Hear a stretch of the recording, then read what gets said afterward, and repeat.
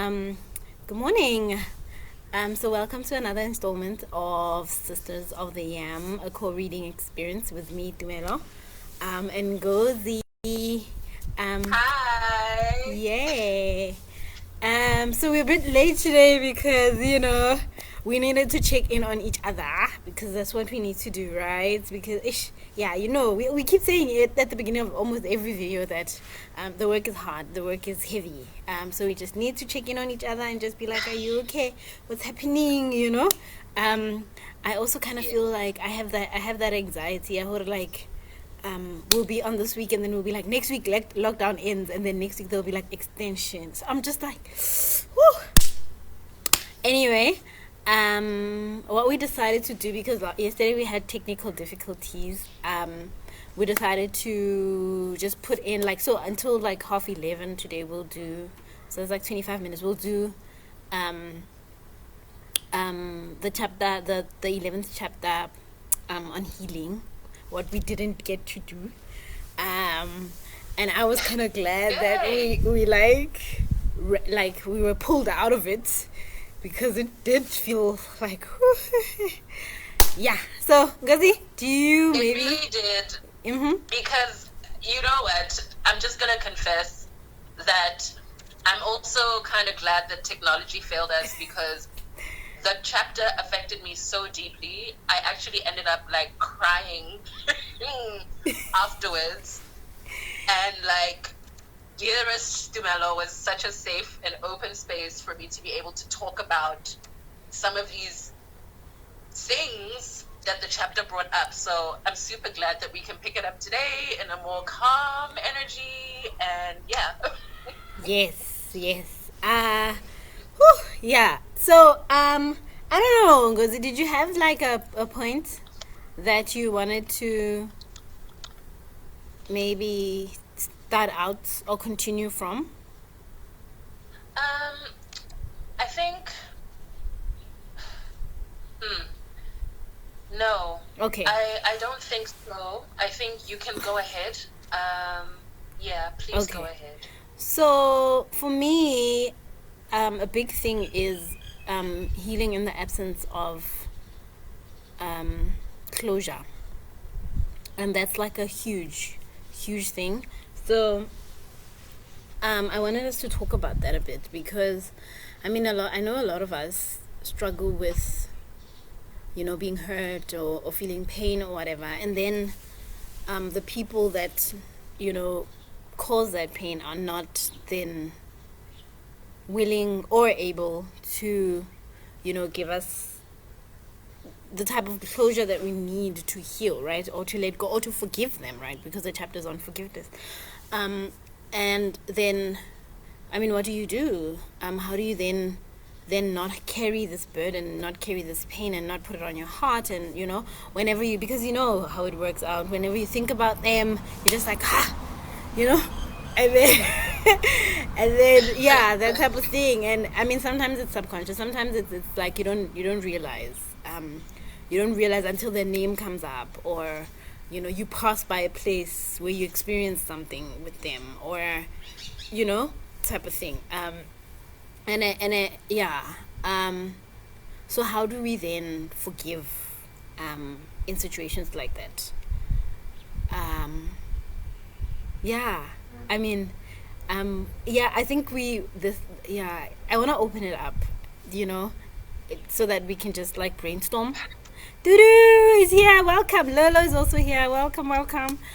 So we can just, Hey, Dudu and Lolo. open it up and just be like, when the closure doesn't come, what do I do? Because it's different, it's different situations, different. But I have found, right? And this is like a recipe for me. It's one of those healing recipes for me. I have found that nature does the work.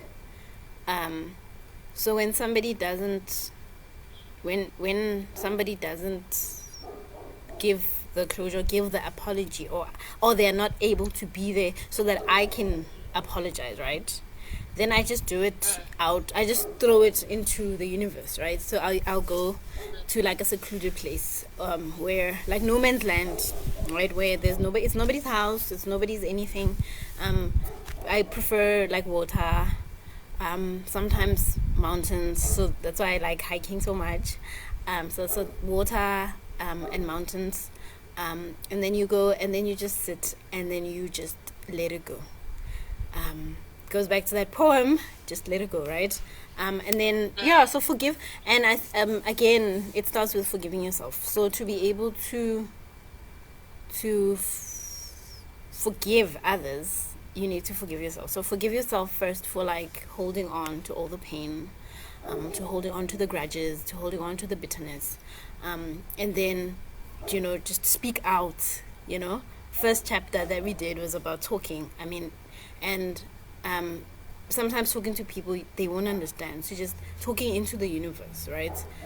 Because I, as a spiritual person, I believe that the elements are always listening, they're always there. So speak out whatever's on your heart and let it go. Just let it go, and in your heart, in your mind, with your body, with everything, just forgive. That then you don't hold on. I mean, if you when you do the whole forgiving, then don't hold on, right? Don't hold on. Don't then when you see that person again, or when because I get this thing, because I don't know if you get it. I get this thing when I think about something that was painful, right? Then I'll get like, it feels like somebody stabbing my heart. Like it feels like that pain. There's like this pain, like a physical pain. I mean, it's a memory, and it comes from a memory, right? But because the memory is painful, then I'll feel like a physical stabbing somewhere, right? And it always happens when I remember, especially when like it's something that I haven't forgiven, right? And then I'm holding on to it. So when I think of someone, when I think of a thing or an occurrence or something, I'll just feel this pain, and then it's also like a reminder to me to just be like, bruh, you're holding on, just let go. So I want to stop talking. I've been talking for so long, and bring I can yeah, girl, I can completely relate to the feeling those feelings in your body in a physical way. For me, often it manifests as like almost like a knot in my stomach. So it gets like, it's like an anxiety. So it's like a tightening in my tummy area. And and I mean, we spoke a bit about this yesterday. Some things are a lot easier, I think, to forgive than others, even in the presence or absence of, the people whom either we have hurt or who we feel like we should seek forgiveness from. And I love how you speak about going out into nature, to being able to kind of clear your space that way. Because also it ties in so perfectly with the next chapter that we're going to go into. But also, because like nature is super healing, and there's certain ways that we need to be able to let go of those things for ourselves. And for me, I tend to do one of those things where, because I'm a words person, so I do the thing where I write it down and release it, and it's either like a writing down, and if they're completely uncontactable, then I write it down and burn it. So again, I suppose it's like releasing it to the elements, like letting it go. And that sometimes helps. Yeah. So maybe I should write one of those to myself. Haha. Maybe we all should write, some of those to ourselves. And I mean, I'm thinking about when I was in church, we used to have like there was one Easter service where we were asked to write, whatever we want to let go on pieces of paper, and then they put it into like a mbawla, and then we burnt it, right? So it goes back to like that whole burning and seeing it in ashes, like, letting it go. So Tudu says, I love mountains, hills. That's my spot. Take me to the hills. Yes, Tudu. We must go hiking, guys. I know you guys have that Botswana hike thing. Yeah, I found about it when I was in Lesotho last year. There's like this hike thing, but it's not bad. But it's like a hike. Yeah, so I must maybe come through and we do like a hike thing. Yeah. So I want to just read something from the text, right? It says that Bell writes, we have to forgive with our whole hearts. If we forgive in words but continue to harbor secret resentment, nothing really changes. When forgiveness happens, when there is compassion, the groundwork for reconciliation is possible. For me, that is ultimate joy. That we learn that there are no broken bonds that cannot be mended, no pain that cannot be assuaged. So that last part, there are no broken bonds that cannot be amended. And I mean, we kind of live in times where there's that whole burn bridges, right? So like burn bridges and set it alight. Yes, set it alight. Let it, don't even look back. Don't even look back. Let it burn and then walk off. And then you get 10 years from there, and you realize that the soot from that burning bridge is still smelling on your clothes, right? And you kind of just need to go back to the place where the bridge burned to just get that off of you, right? And that's that whole resentment and that whole bitterness and all of those things. But I also like you spoke about it yesterday in Ngozi, the element of compassion. There's this thing that we do, right, where we assume that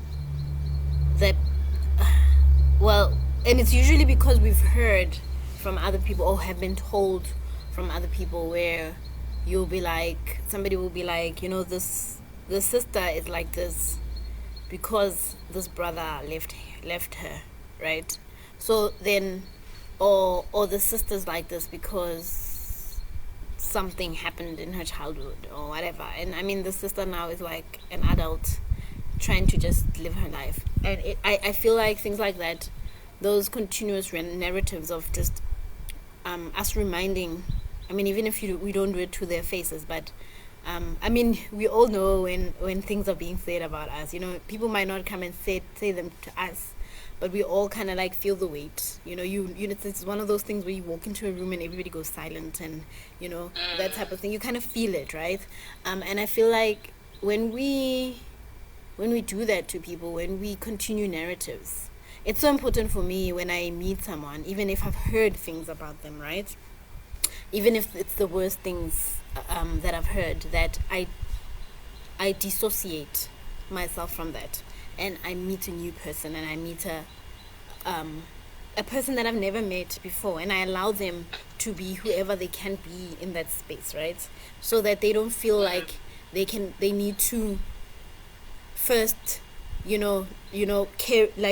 take off this heavy coat in my presence before they can then let go, right? And it goes back to that whole peeling onions, because sometimes people just feel like because people are just holding on to things that happened in their lives, or that they did, or whatever, then they need to constantly just keep explaining themselves. Yeah, and I think you touch on a really dope point, because I see this so often, especially with things like the call out culture that happens on Twitter to celebrities, where a tweet will be dug up from a decade ago where someone was possibly misogynistic or homophobic in a tweet. And I don't want to talk about whether that whole thing is right or wrong. What I do want to say is people are allowed to grow and change, Yes. and change their minds. Yes. We tend to have such a hectic and static view of people, and we keep them trapped in those ideas of who we think they are. It's like, oh, she's that sister who was in an abusive relationship, or exactly like you say, people feel like um, it's okay to keep relating with one another from a place of like, I don't know, it's almost like a place from thinking, it's like you think you know who you're talking to today based on your relationship. Obviously, you know, if you have a relationship with someone, especially if you've been in a friendship or a relationship for like 5 years, 10 years, a long time, it's natural to keep kind of remembering and referencing the person who you kind of got to know in the beginning and where they were in the beginning. But as relationships unfold and as people grow, they change. Like we Yes. change. And every day is an opportunity to engage with someone afresh. It's almost like that mindfulness teaching of engaging with someone now and not trapping them um, in who you think they are or who someone has told you they are. Yeah. Yeah. Um, and and I love how you've linked that with the idea of compassion, because it is literally an opening of your heart to someone afresh every time you meet with them. And it's such a beautiful practice, like to just be like, oh hi, it's you. You know, like it's you today at Yes. 11:25 a.m. You know. Ah. I just went into like a memory.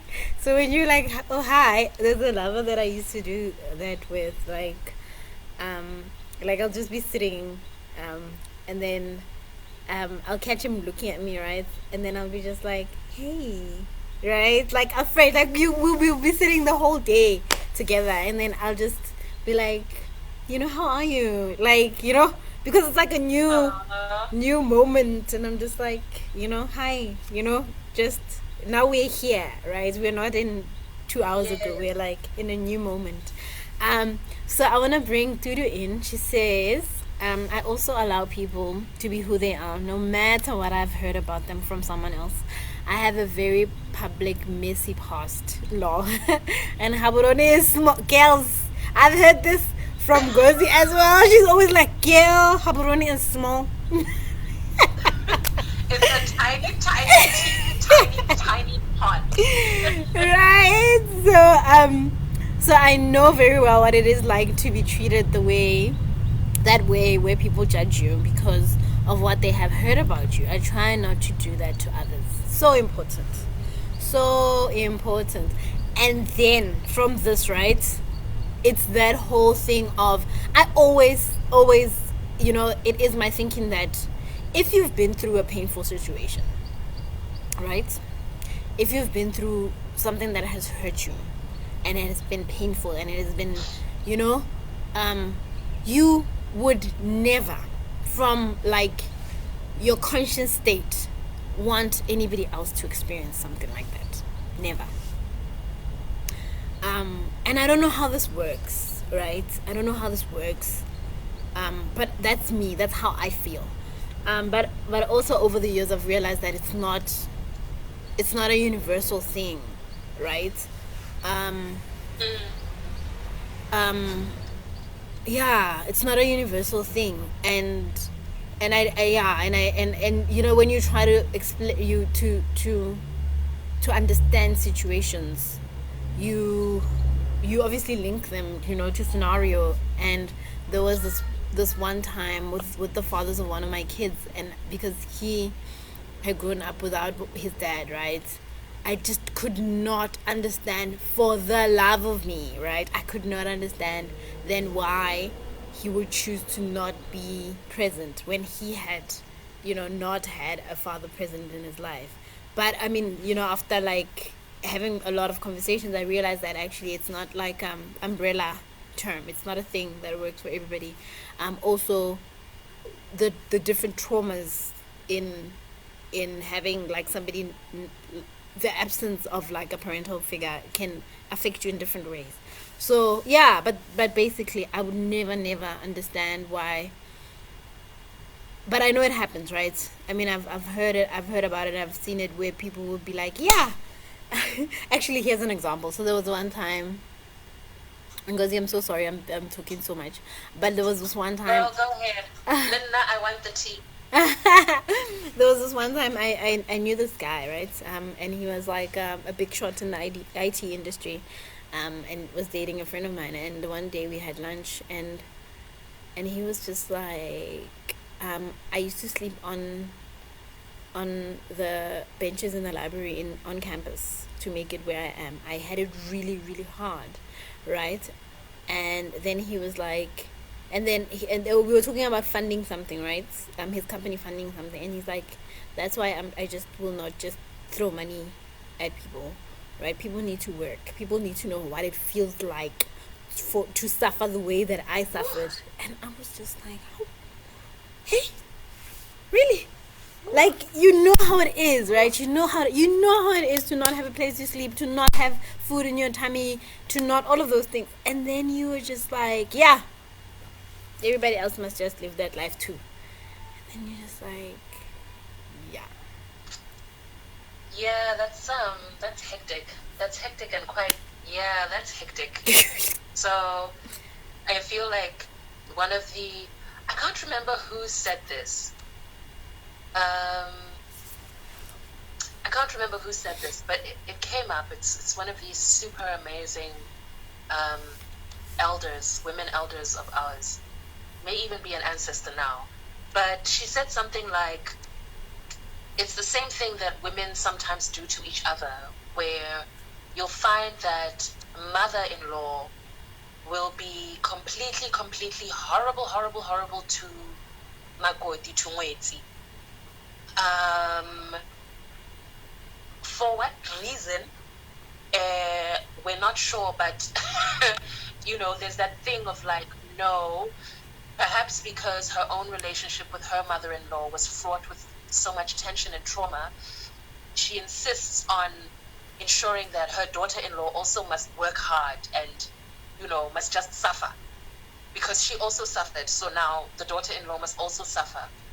Which is kind of like sad, really, that we perpetuate suffering instead of, like Bell writes, kind of being that safe space for each other. Yeah, it's kind of sad. It's kind of sad. Very, very. But I guess understandable too, because it's a trauma response, Yeah. And I guess it's an opportunity to be compassionate and be like, tell me more about that. Why do you think that way? Yeah, true, right? It's true. So, whew, I love how you bring up the point of the women being enablers in situations of abuse, right? So yeah, and I mean in classic African literature, it's there. Woo! It's there in so many ways. So many, I always think about The Secret Lives of Baba Segi's Wives. That book is always just like, woo! So many ways where women can just be like stepping on each other, because, I mean, it's like a crawl with like 5 wives or 4 wives, then 1 man, right? And then, it's like a lot. And we do that. We women, I always say that women, the main reason that I've seen that women clash is often a man. And it's sad, actually, I mean in the case here, the mother-in-law, we'd be quarreling over the son, right? Also a man. So it's sad that we have to fight amongst ourselves for another, right? No matter what we get from the relationship with the other, it's always just, it baffles me, that whole thing, right? It just literally just gets to me. Or like, why girl? It's the machinery of patriarchy. Like the machinery of patriarchy, it's that of divide and conquer and subjugate and enslave. And in every single slavery, like strategy to enslave, it's always one of those battlefields where it's also a battlefield of the mind. So it, like, I feel like just we are socialized from a very young age to center masculinity and to center men in everything that we do, in every way that we interact and engage with ourselves and each other. And the entire machinery of patriarchy is meant to separate us, and it's meant to instill this suspicion of one another within us for the attentions, again, of masculinity, which is kind of like, okay. It's like, okay, that's weird. Yeah. Which is how you'll hear stories of so-called main chicks and so-called side chicks fighting each other, where clearly they've both been deceived by the person who was cheating on both of them. Do you know what I mean? But they fight without holding, you know, the man or masculinity accountable. It's just, it's wild. It's actually wild. You know that song, I think it's an R. Kelly song, because he used to like those type of things. There used to be a song, an R&B, old R&B song with twins. I think it's My Girl or something, where there's two guys and they were dating twins. Or they thought they were dating the same girl, but they were actually dating twins, right? And then when this one catches when the guy catches the other guy with the girl, he didn't fight with him. He was just like, sure, my guy, you've won this one, it's fine, and then walks away. Rena, oh my god, like, hair gets pulled, nails come out, clothes get torn, things get posted on social media.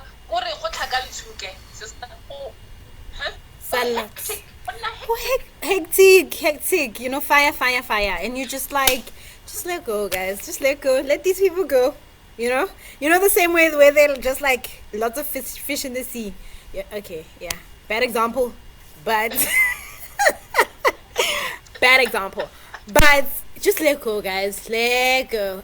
So I want to close this part of the section, right, of the segment, so that we can go into chapter 12. I'm actually still sad when I realized that this is chapter 12 that we're reading. I was just like, oh my god, guys, we've got two more sections. Yes, I'm just like, oh, we're finishing. Oh, no way. Anyway, I want to just close with this one line, where Belle writes, often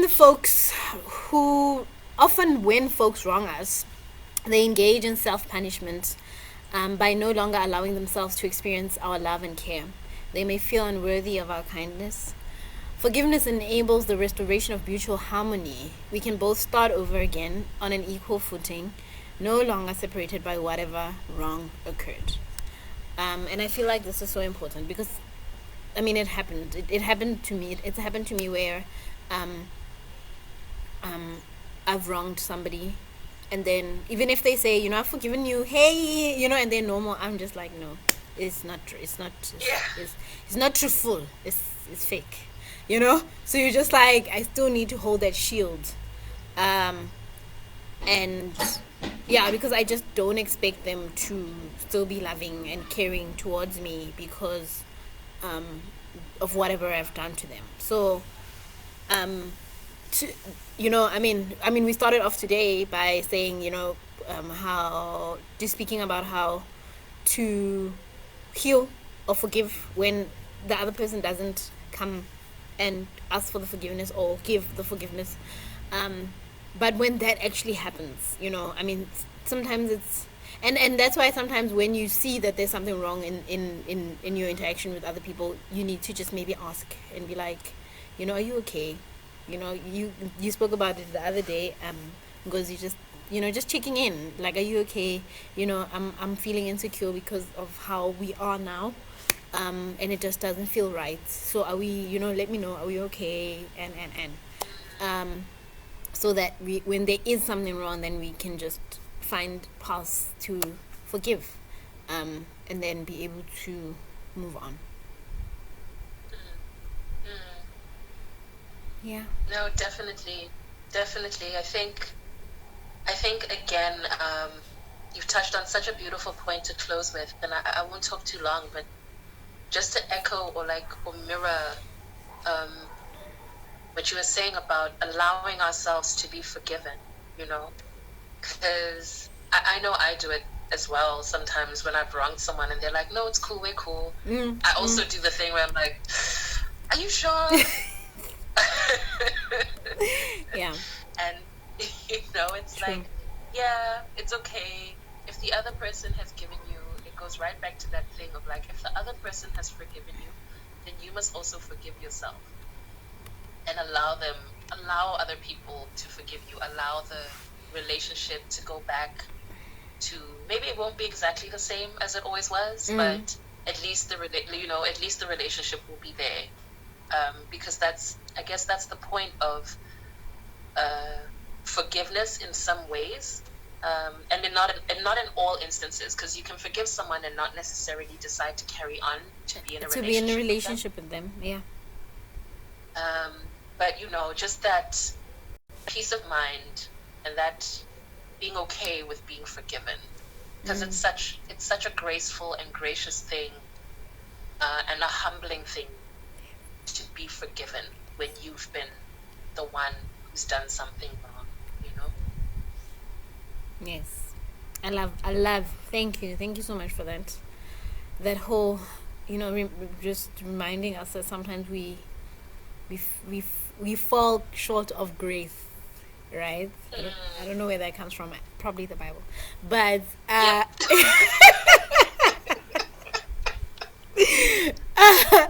yeah. And when we feel that way, we just like kind of cower into a corner.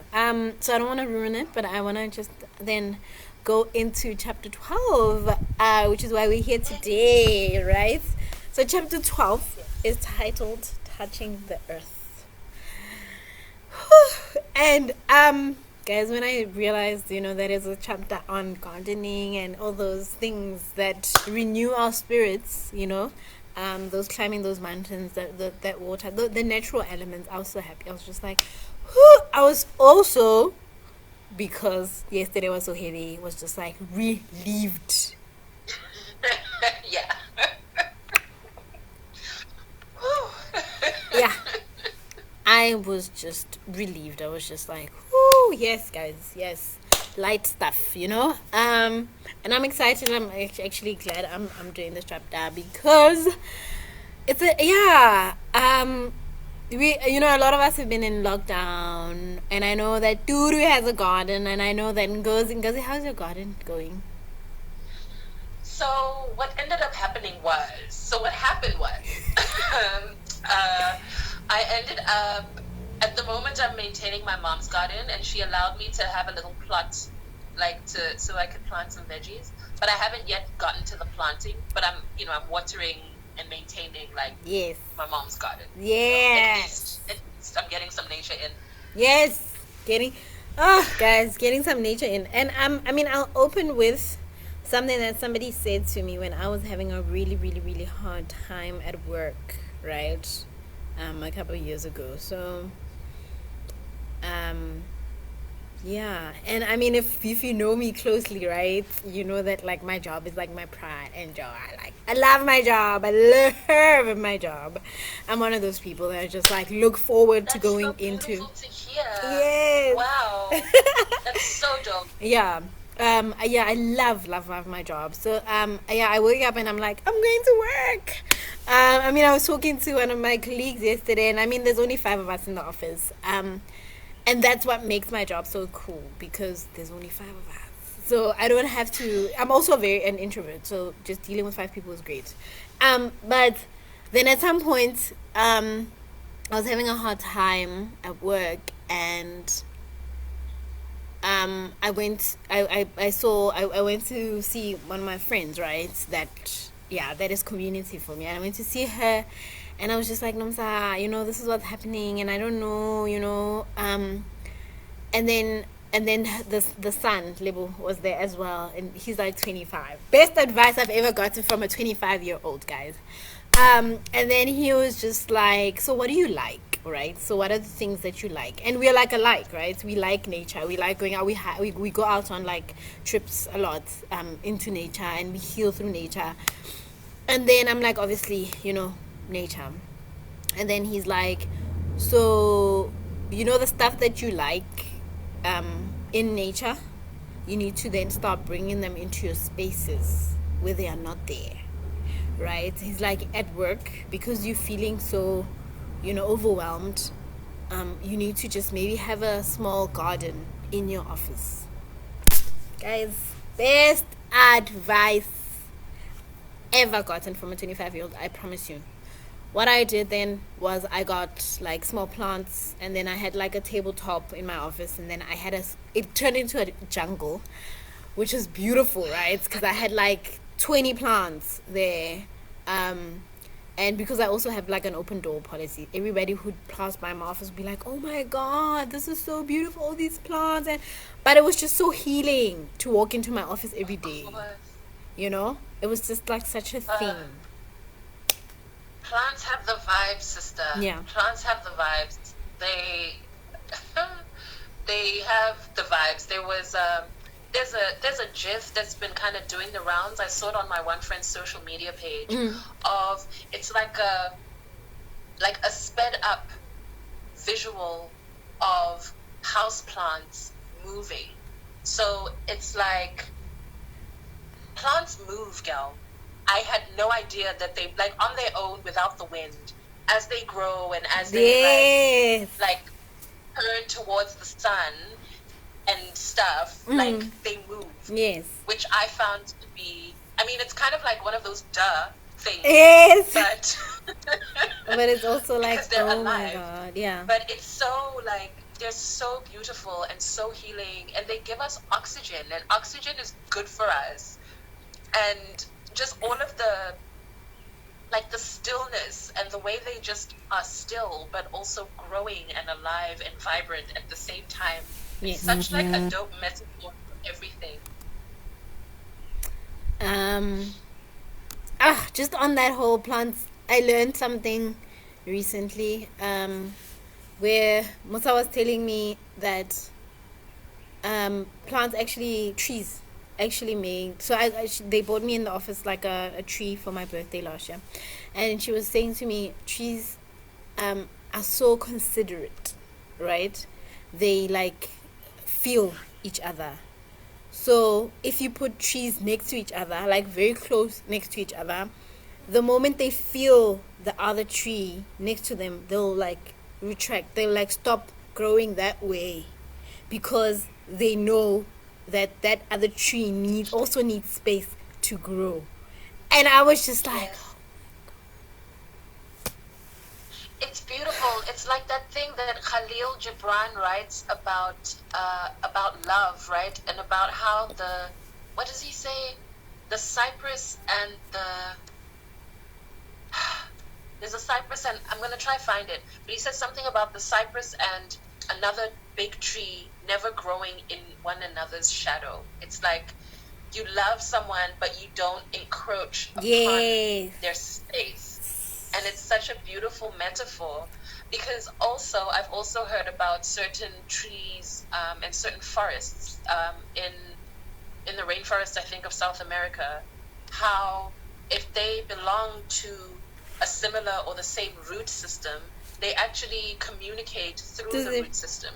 Yes. So in certain instances, they do kind of overlap and enmesh, and they send each other messages. Gal, trees talk. Like, plants. That blew my mind. I was like, what now? Yes. But it's also one of those like, duh things. Yes. Because they're living organisms. Right. Also a duh thing. I want to bring in Dudu's comment, but before that, you just reminded me of Avatar, the movie.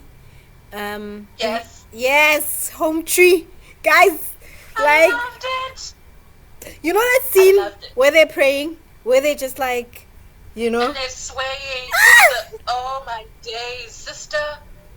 And there's this tree. I mean, I know you'll know it as soon as I don't know whether I'll explain it properly, but when you see it, you'll know it.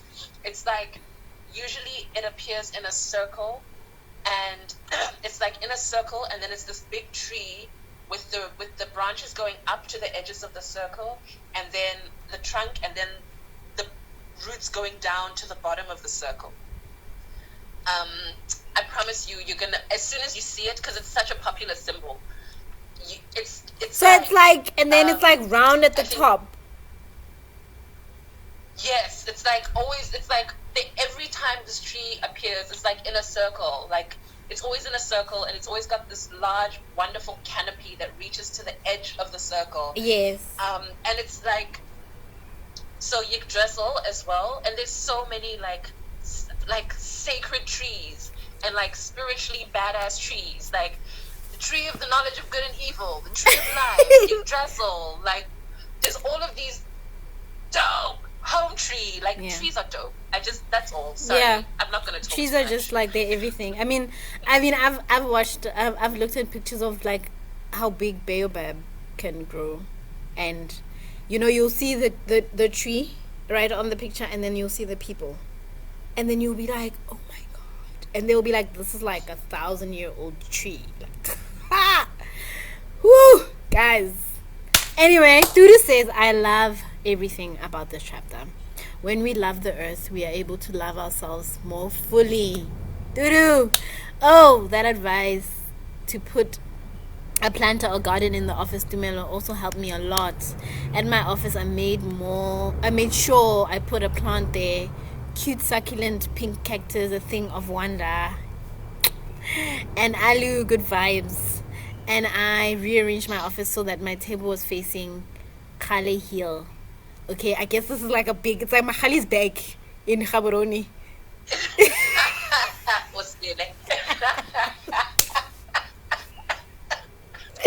Sorry, guys. But Kale Hill is our hill. It's our hill in Gabs, okay. Yeah. Guys. And she also says that I love that Khalil quote on love and relationships. And yes, how amazing that trees communicate. Gosh. Mama Nature. Guys.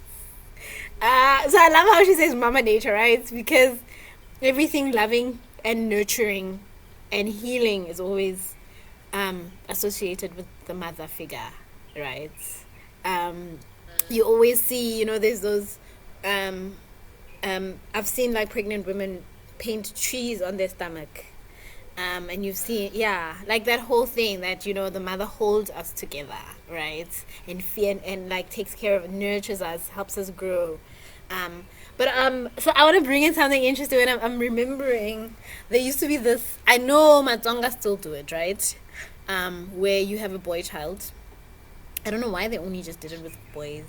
I know, but then when they had boy children, they would plant a tree, and then where they plant the tree, they'd also plant, I think, the umbilical cord, right? And as the boy child grows, the tree will grow with them.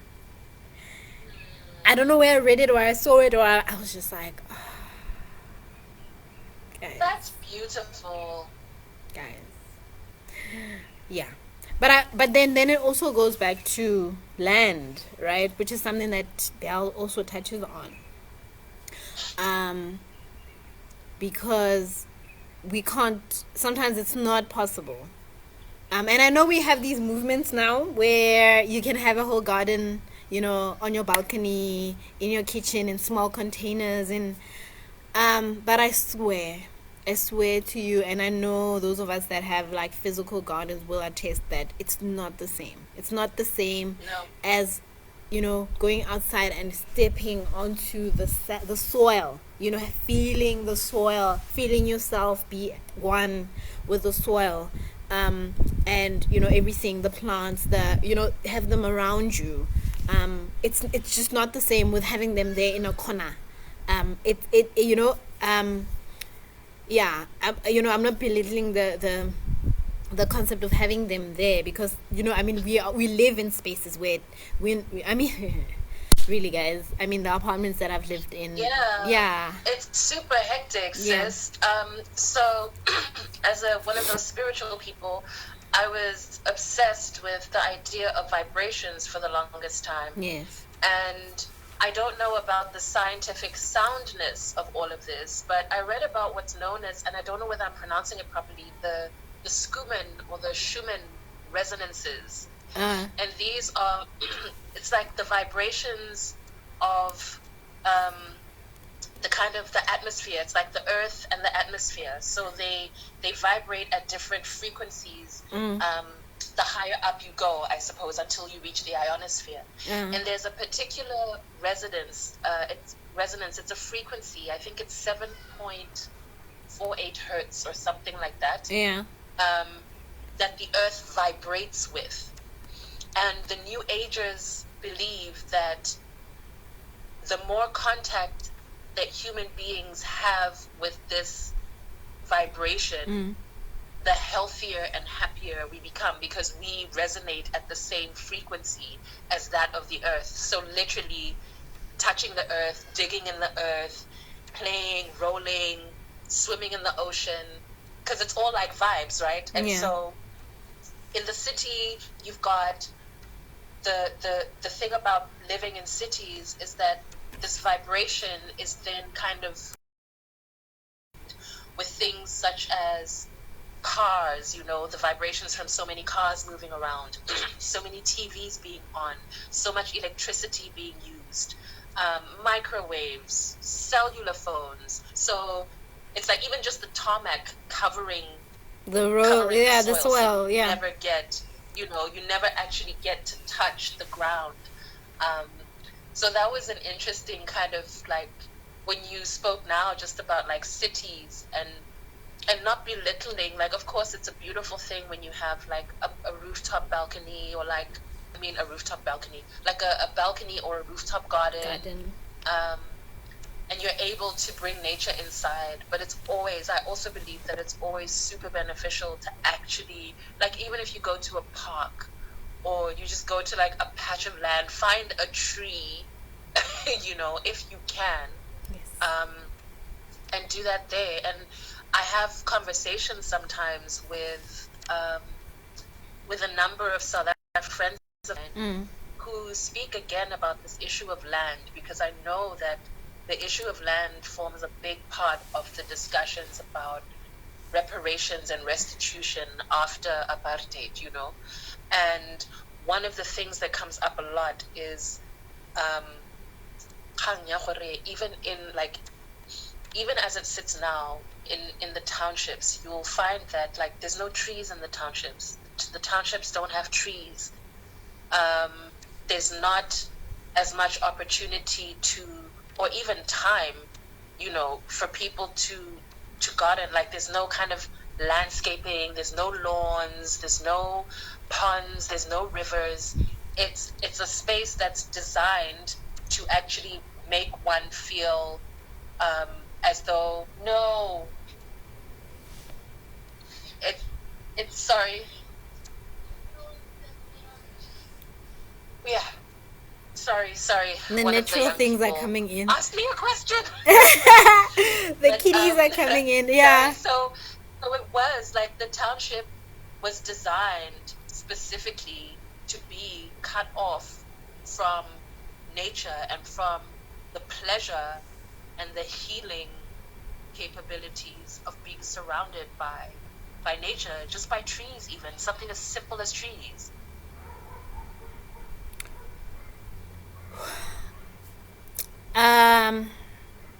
So I realized when the little one disturbed us that I was gritting my teeth, like literally, like gritting my teeth. Because the land issue is like it's very. I mean, just now during lockdown, I mean we know where our people live. We know how our people live. And there was this one day where it rained heavily. Like it rained, so there was a storm happening, last week. And the next morning, I saw a picture of one of the informal settlements, and the kids were peeping out of their shack, and it was just water and rubbish, and flowing down, and yeah. I remember one of my when Facebook had like live video. Actually my first live video. I was I had gone east, right? One of my family members had been admitted to a hospital far east Pretoria, and it was like a thing to get there. Like I'd never been in that area before, right? There are no houses, there's nothing. But I found myself on top of a hill, right? On top of this mountain, and all around, guys, there was like one house on the hill, one house there, and then there was like a mountain range, and behind that mountain range is Mamelodi. And when you think about how clustered a place like Mamelodi is, or any township, right? Any township, any place where black people are located, and then you think about, I was angry. I was like, guys, look at this, look at all this land, but just think about where our people are. Think about where we live, right? And I mean, land is at the core of everything, right? In Black life. I actually recently did an assignment where we were supposed to link Black life and land, right? I mean, for us to be able to own things like house, livestock, to be able to live, guys, it's just so many things. But Sello Galane has a song, Pula, right? And in the song he says, let the rain fall, so that we can sustain ourselves, so that we can feed the children, so that we can, right? But obviously we do that on the land. You don't do it in a corner box garden in your house. You do it on the land. And with having the land, we're able to feed each other. We're able to feed our immediate families, feed our neighbors, feed the community, grow, guys. I mean, I remember when I was living. And I love. Yes. No. Come in. No, I was just gonna say that I love also how Belle makes environmental issues, like she draws parallels between issues of kind of Black liberation and the liberation of people of color, and she links that very, very closely with environmental issues, because of just the closeness of that idea that where and it goes hand in hand. It's like where people of color are oppressed or experiencing oppression, it's like similarly, we're kind of destroying the planet. It's like heteronormative capitalist patriarchy just kind of messing up everything, and everybody then becomes a casualty. Yes. A casualty of that kind of warpath. There was a really cool meme I saw. Sorry, I kind of speak in memes. No, it's okay. It's okay. So yeah. It was this really cool meme I saw that said something like, it was like, America is experiencing some pretty bad luck recently. It's almost as if it was built on top of an ancient Native American burial ground. Mm-hmm. Yes. I was like, woo, the tea is scalding, because it's like it's almost like we can only upset the spirit of the earth for so long before it's not sustainable, it's not sustainable, which makes this time also really kind of interesting, because it's like, now that the humans are not commuting, the humans are in their houses, a lot of the machinery of capitalism has slowed down or ground to a halt completely. And it's only now that you're seeing the restoration of animals returning to places where they had been thriving, but then they were no longer able to thrive. Smog is clearing up in certain places in the world as well. It's just like the earth is healing. Yeah. Right? Yeah. And which is beautiful. On the one hand, Yes. So that's what I've been that's in my head what I've been thinking about with this with this pandemic, right? I've been thinking, so this is like an environmental issue. It's we were not careful enough. We were not clean enough in whatever we were doing. And we've crossed the line. We've gotten to a point where nature is just like, you know, I need my balance back. Yeah.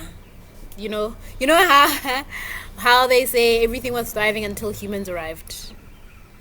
Ooh. Yes. Yeah. Anyway, so I want to read something from the book. Belle writes, although I come from country people with serious green thumbs, I've always felt that I could not garden. In the past few years, I've found that I can do it. That many gardens will grow. That I feel connected to my ancestors when I can put a meal on the table of food I grew. As I especially love to plant collard greens. They are hardy and easy to grow. In modern society, there's always a tendency to see no correlation between the struggle of collective black self recovery and ecological movements that seek to restore balance to the planet by changing our relationship to nature and to natural resources. And mindful of our history of living harmoniously on the land, many contemporary black folks see no value in supporting ecological movements or see ecology and the struggle to end racism as competing concerns. Yeah. Yep. So yeah, I mean, so I don't eat meat, right? And every time I have to answer the question, why don't you eat meat? It always goes back to the environment. Like, the gist of it is the environment. But then people don't understand. Like, a lot of my people don't understand, because I mean, in Botswana, I have a colleague that's from Botswana. Hey, She'll tell you Botswana is a meat eating country. We eat meat here, girl. you know. It's what we do. We eat meat, and I understand that, right? I understand that, and I understand the difference between, and it's an important difference between growing your own cattle and eating your own cattle, and having corporations, artificially, grow tons and tons and tons of cattle on pieces of land that when you remove the cattle, the land is destroyed. You can't do anything with it. And the way, the methods in which the cattle was grown, the way that it's processed, the way the whatever it goes through for it to get from, Yo, the farm. hormones, girl. Yes. Let's just start with what it's being fed and shot up with. Yep. All of that. So, yeah, and a lot of people don't understand that whole resistance, that choice to just not, but yeah, nature, guys, nature. Yeah, and it goes back to us living in a way that is not just healing us, but also healing the spaces around us, right? Because I know my kids, my 11-year-old does not like the idea of not eating meat. Like, he's just like, yeah, you're the vegetarian, not us. Why? And it took him a long time. And I think now, especially with, I mean, I haven't been eating meat for over 2 years, but and I let them eat meat outside of the house, so I won't cook it. I will not buy it, and I will not cook it. So wherever they are, so they love visiting. My kids love their grandmother's house, because she will have let them eat everything that has meat in all the different kinds. But Sure. yeah, but now with lockdown, I mean, and I'm able to like grow my food and bring it to the kitchen, help them, have them help me, and they're able to appreciate the stuff that doesn't, the food that I'm making now, that doesn't, because also I have time, right? Because when I have to go to work, it's different. I make quick meals that are just basic, right? And they're just like, oh, where's the meat, you know Yeah. Yeah. so yeah, because we're like putting efforts in the things that we're doing, it's just much easier for them to appreciate and thingies. So Duri says the earth will she writes, the earth will hive when we tend lovingly We have not been tending lovingly to the earth, and she is retaliating by taking the time she needs and doing the thing she needs to heal and reassert her power. So important. Yo, reassert her power. Reassert her. I love that. Yes. I love that. I love that too.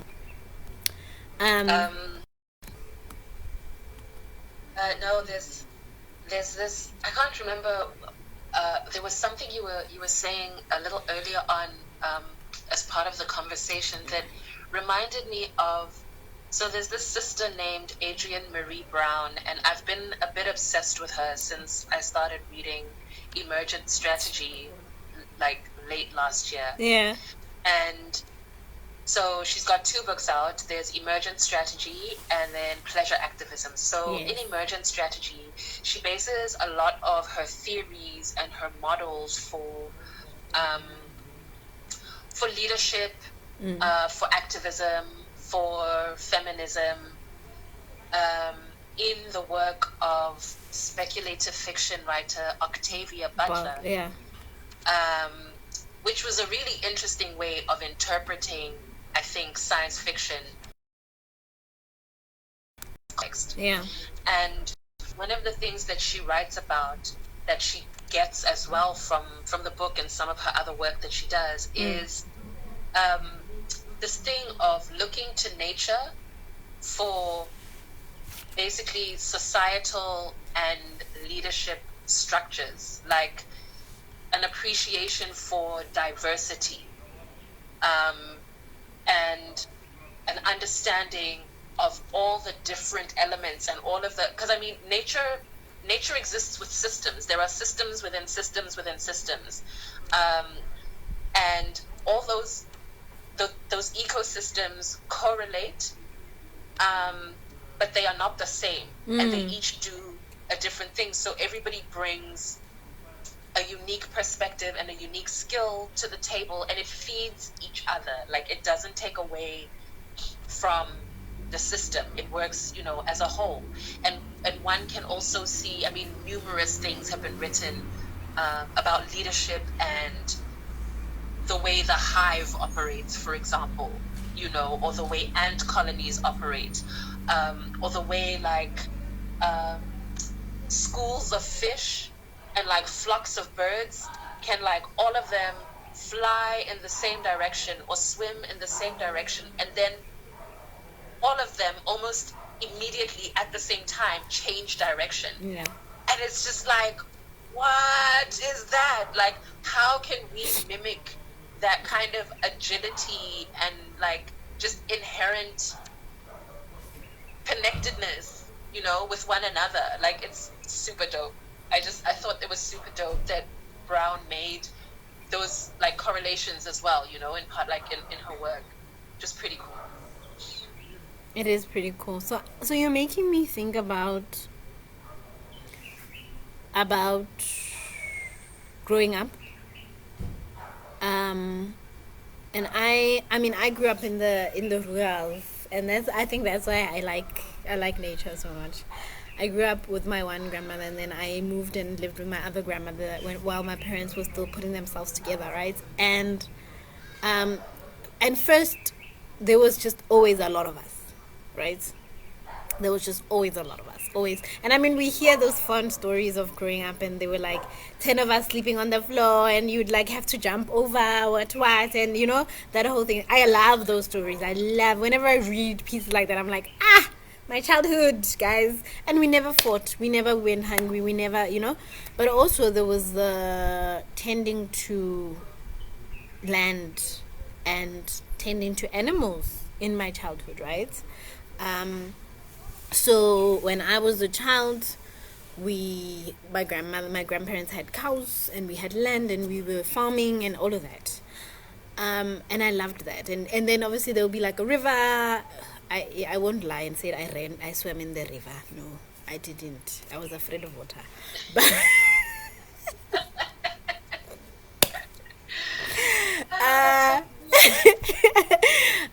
and I wanted that for my kids, right?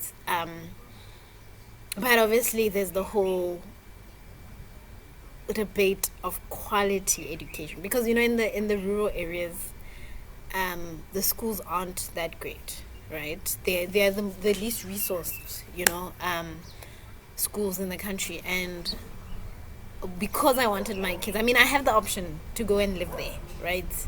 And live with my grandmother, which is something that I really want to do. But and have my kids, tend to the cattle and farm the land, and us wake up and do the garden, everything, right? And it would be great. But then there aren't corporations. There's nothing. It's like rural, right? So there probably wouldn't be a job for me. And that's the thing, right? If I was living, 40 years prior, I wouldn't need a job. I would be able to use my hands from skills that I would have learned from my community to, do whatever, right? I would be sewing probably, to build a livelihood. right? I wouldn't have to think about needing a job. So, and I mean, the whole notion I need a job so that I can pay rent, because I'm not living on my own land. And then I could pay school fees so that my kids can have the quality education that would set them up, to be better people in their lives, right? And yeah, and I can see how my kids love the nature, right? Because Atang, if you put Atang anywhere with his sand, he like play in that the whole day. He won't even come back. He'll come back and he'll be covered, and then I mean, NK used to live with my grandmother at some point, and his one task was taking the goats out, and he loved it. He will always be like, no, like hurry up, I always have to take the goats out, right? And then he will walk them out, and then in the afternoon when the sun sets and he would see them coming, and then he would go fetch them and then bring them in. And I mean, I love that, right? And I want to just bring something in. When Bell writes in Wendell Berry's important discussion of the relationship between agriculture and human spirit well-being, the unsettling of America, he reminds us that working the land provides a location where folks can experience a sense of personal power and well-being. And Berry writes, we are working well when we use ourselves as the fellow creature of the plants, animals, material, and other people we are working with. Such work is unifying, healing. It brings us home from pride and despair, and places us responsibly within the human estate. It defines us as we are, not too good to work without our bodies, but too good to work poorly or joylessly or selfishly but too good to work poorly or joylessly or selfishly or alone. So I love that last part, because it goes back to the whole community. When you work in the land, I mean, you will not, I promise you will not farm a yard on your own. You will need help. You'll need people to come and help you weed. You will need, and I mean, it goes back to, when you had people coming to de-weed the land, right?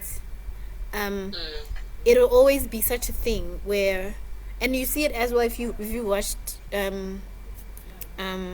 Queen Sugar. Whenever you harvest, it's a communal thing.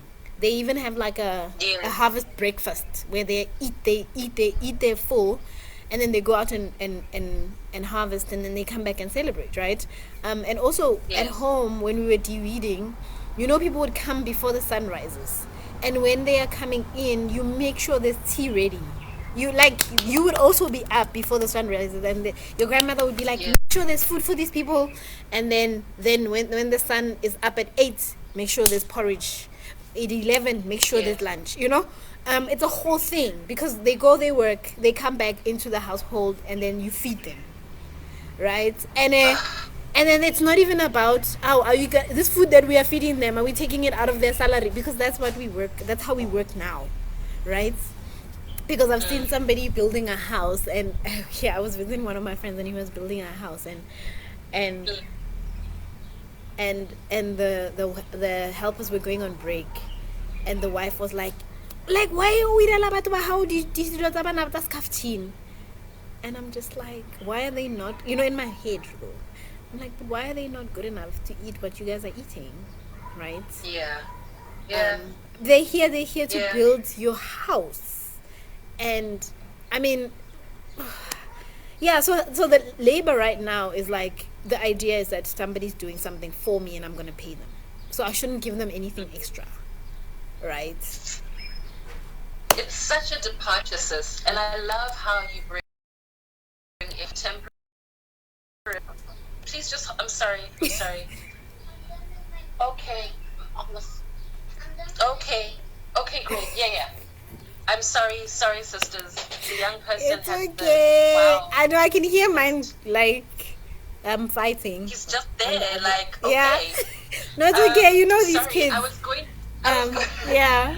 I was before I got distracted. I was going to talk about how I love how you brought in that communal, the communal aspect of like like holema, to plant and to work the land and to look after the land, and I love it as well because it reminds me of, I mean, everything that I have read about ancient societies and cultures is that the ways in which society was structured, the ways in which society operated, the calendars and the gods were all enmeshed in nature. Like, everything was about the earth, the sky. It was about the elements, the moon, the sun, yes, the rivers, and the ways in which we related to each other mirrored and worked in harmony with the elements. And it's just such, I find it sad. Sometimes I find it sad that, with the rise of the patriarchal religions, a lot of these things were demonized, and caring for the earth and venerating the earth was demonized. And it just served to further separate us, it's like it further separates us from just our our happiest selves, from living our best lives, essentially. Because you illustrated it perfectly by you would rather kind of be living in the rural areas, where there's so much space, so much, land for the kids to play, so much responsibility for the kids to take on with tending the land and looking after the animals. And it's like, in a good way, it's like good responsibility for young people, but it's almost like you don't have the luxury of that because livelihood, or like life. So batala rente at a job that you love, which is really beautiful. But it's like, sometimes people don't necessarily have the luxury of a job that they love. So it's like they're doing something they don't like, to live in a place they don't like, that's not necessarily good for them, in a city that separates them from the resonances of the earth and separates us from community. It's like, it's just really interesting. It's just really interesting. And I got impassioned, so I talked for too long. No. Ugh, come on. Please do not. There's no such thing as talking for too long. But I love how you bring it back to feeling like we don't have a choice, right? Because essentially I was raised here, and I know that it's going to be a thing with family as well, because even when I was living with my grandmother, she herself, even though she was at 90 at the time, and she had lived almost her entire life tending to herself and living off the earth and everything, but she was like, but what are you doing here, right? And that was like the one thing that broke my heart. She was like, what are you doing here when Bitagataha are there working in offices and working? And I wanted to sit her down and actually be like, it's not as good as you think, eh? It's Yeah. But I also know the generational gap, so it's really hard to talk to my grandmother about some things. Like, it's really hard to talk about. I mean, you'll get home and she'll be like, "How mokhonya no kai tumelo," you know. And then it's really hard to sit down with her and be like, "Banna ba ba le nyetseng." You know, they're not the same kind with the ones that we are, like, Hish. you know, type of thing, right? So, but it broke my heart for someone that had lived that life to say to me, you know, there's something better out there, right? And then having to then explain, you know, to family that no, I don't think, you know. And I'll make an example, like, you know, where my grandmother is, there's so much land, everybody has land, right? But the kids, you know, our generation is in Alex, the majority of us is in Alex, and you compare a place that where there's land, right? And then you compare with them, with a lot of us living ko Alex, and then you're just like, oh guys, you know. But then it's also the reality of what is there at home. There's nothing, guys. There's not even there's nothing. Literally, even getting home got taxi is such a thing. You can spend half the day on the, I mean, it's 100 k's away, so for me who drives, it's like an hour, right? But for somebody that's using public transport, it can take half the day, right, to get there. So all those dynamics. But I want to read something from in the book, in Bell's book, from Chief Seattle, right? And he's an African American chief. And he says, or wrote in 1854, how can you buy or sell the sky, the warmth of the land? The idea is strange to us. If we do not own the freshness of the earth and the sparkle of the water, how can we buy them? Every part of this earth is sacred to my people. Every shining pine needle, every sandy shore, every mist in the dark woods, every clearing and humming insect is holy in the memory and experience of my people. We are part of the earth, and it is part of us. The perfumed flowers are our sisters. The deer, the horse, the great eagle, these are our brothers. The rocky crests, the juices in the meadows, the body heat of the pony and man, all belong to the same family.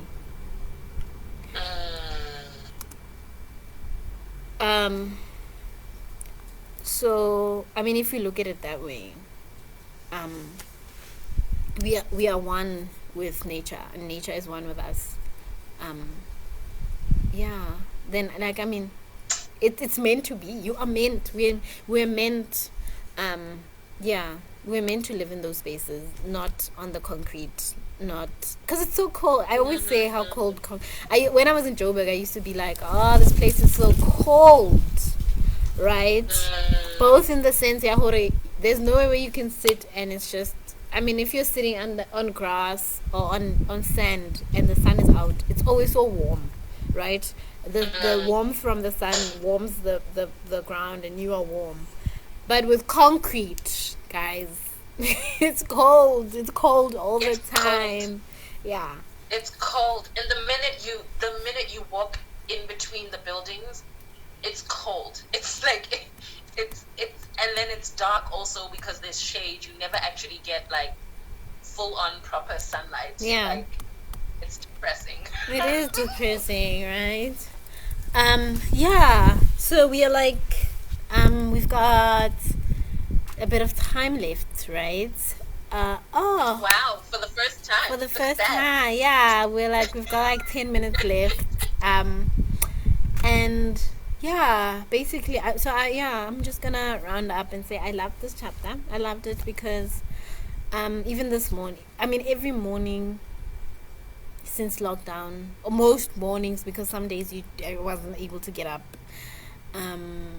but most days, you know, sometimes in the afternoon, it's been such a pleasure for me. And some people are accusing me of enjoying this more than others, and I won't say that's a lie. Because I honestly, I wouldn't be able to have tended to my garden was I not on lockdown. So it's been such a pleasure to just, you know, be in a space where I'm one with the earth, and I'm learning again, you know. But NK was my one child was just like, you are always watching videos on gardening, And I'm like, yeah, because I want to know how it's done, right? I mean, it should, and I mean, for somebody, for other people, it's knowledge that should come naturally. You know, how do you grow potatoes?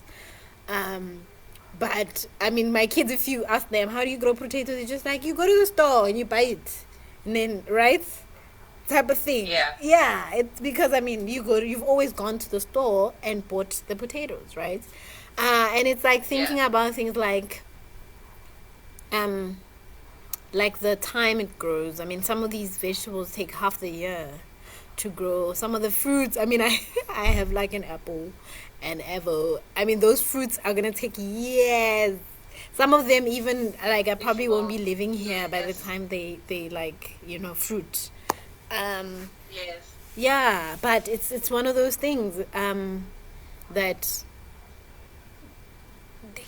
it makes you think that it's like nature is not for us to own. And it what I loved about Chief Seattle, what Chief Seattle said is that because we are one with nature and nature is one with us, you never had to think about buying. You never had to think about paying for land for.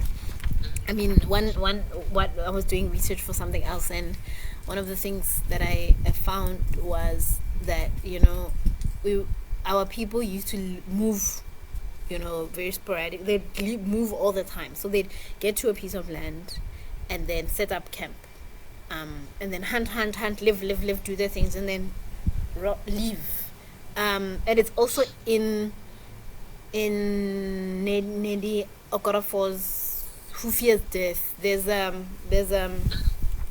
tribe. I think it's a tribe of Suris. I'm not sure.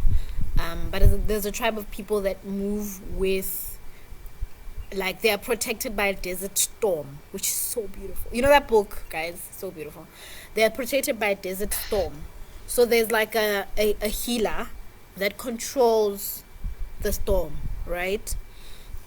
And keeps it up for however long they need to keep it up. And then they pack their belongings, so they can carry them, and they have camels, right?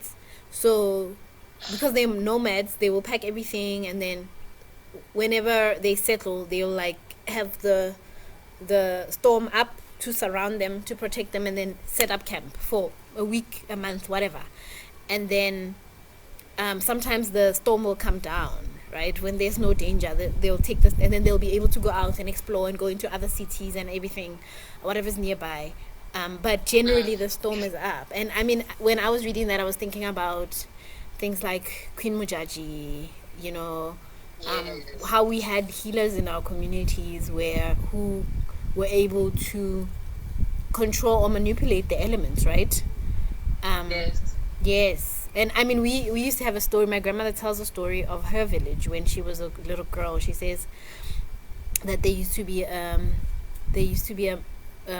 old lady where they would always where when it needed to rain, they would always the mothers would give them like a bucket, and then they would like all the little girls in the village, all the virgin girls in the village will file and go to this lady's house, right? And then they'd all like congregate there, and at a certain time she would lead them to it's not a river, but it's like sort of like a damish place where the water used to be, right? And then they would get there and just put the thingies down and not do anything, just put their buckets down. And then when they would pick them up and walk home, it will start raining, like every time. And it's such a beautiful story. And I mean, it's the type of things that I want my kids to grow up to, but because of the epistemicide, and us being taught to hate our own yeah, then the And that thing. Sorry, sis. Sorry for no, for please interrupting. come in. I've been talking for so long. that thing that you like, what you were speaking about now, and a little bit earlier, um, when you were speaking about Chief Seattle and what he was saying, and the way he was saying we are one, and how you were saying as well, we are one with nature. We should try and see ourselves again as part of nature, not separate from nature. Yeah. It's really beautiful when you think about it, and you also spoke about the kind of nomadic culture of certain peoples, because you move with, it's like you literally move the community with the seasons, because some seasons it's time to plant, some seasons it's time to reap, some seasons it's time to move and hunt and follow the herds, some seasons it's time to to stay. And I loved when you were saying that now, because I remember that, imagine how at ease with change, and the idea of change, and the idea of uncertainty, and just the faith in the earth, and the faith and trust in the universe to provide. Imagine living in that way, and that being your way of life, like no fear of lack, no anxiety about not making rent, no anxiety about like not having petrol, no anxiety about not having school fees, like just an ease and a flow with the seasons and the times, and just amending your life to blend in with nature. Like, I just feel like I felt like, yeah, I felt that, like that feel like, it's just like, what an amazing way to have lived, what an amazing way to live and be in the world, Right? And I am envious, so envious, green with envy of people that are still able to do that. Yeah. Yeah. Yeah, green with envy of people that are able to, that have the land, that are able to live off the land, and yeah, just, I mean, for them it's not surviving, guys. It's not surviving. It's living. For the It's rest life. and for the rest of us, it's surviving, right? This whole concrete jungle living thing that we're doing it's surviving. So yeah, and yeah. So what I was saying also was that our traditional healing practices, right, are nature. They're nature. They're like nature, guys. It's all nature. It's all natural. It's all, so yeah. And I mean, for me, it saddens me so much when we hate on them, and when we don't, because we don't understand them, because because of all these things, because of the epistemic side, and the new ways of living and learning that we've taken up, so yeah, I mean, this is Africa, guys. It's Africa. And I just want to close off from my side with a line from the book where Bell Hooks writes, "When we love the earth, we are able to love ourselves more fully. I believe this. The ancestors taught me it was so." Okay. Yeah. I'm done. Ngozi? Literally, I feel like that's the most perfect closing ever. So I'm just gonna snap my fingers and just be like, "Ashe, Ashe." Ashe. Yes, and thank you. I can't believe we made an hour and a half, but bye. Bye.